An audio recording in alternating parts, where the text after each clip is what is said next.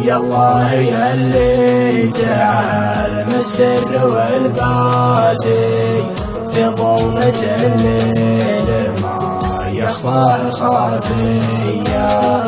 يا الله يا اللي جعل السر والبادي في ظلمة الليل ما يخفى خافيا. بأمره يدور القلم والقافي ينقادي وبأمره يكون الأمر والكون حاصيا.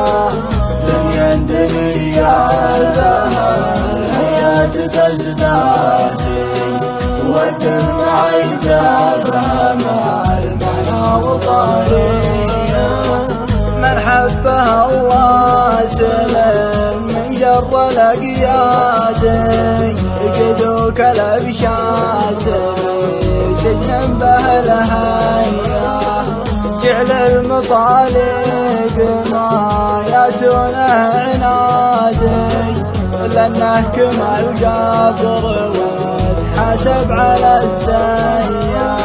ويرزاق كل البشر لو كنت مزنادي وتروح بها وتنسى الشمس والريا. وحتى ولو كنت شيخا تملك اشتادي من يوم تعد السجن ترقد بنفسية. تبطي تعد الحكم والوقت عدادي حتى الدقايق مثل الأيام محصية. وصاحب كل والدنا منك ما فادي ما ملكون الشمعة تجعل الحياة. وقت يشرد ثياب الفجر شرادي ويشيب فيها الغمر بجروح مخفية.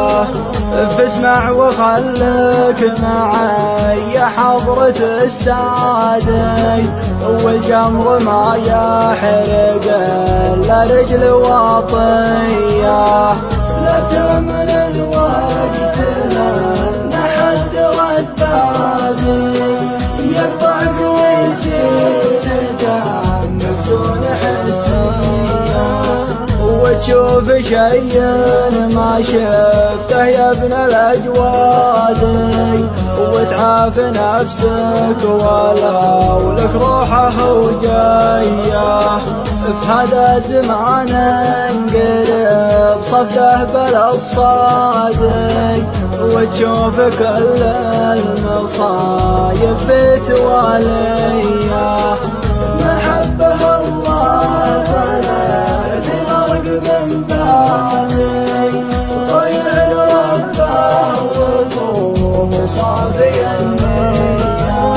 ومن وصل رحمه ترى عمره بيزدادي والرزق واصل ويسلم من العدامية. ومن سمع قولي وهو يبغى له قنادي فقناد راسه صلاة الليل سرية. ومن هو كبير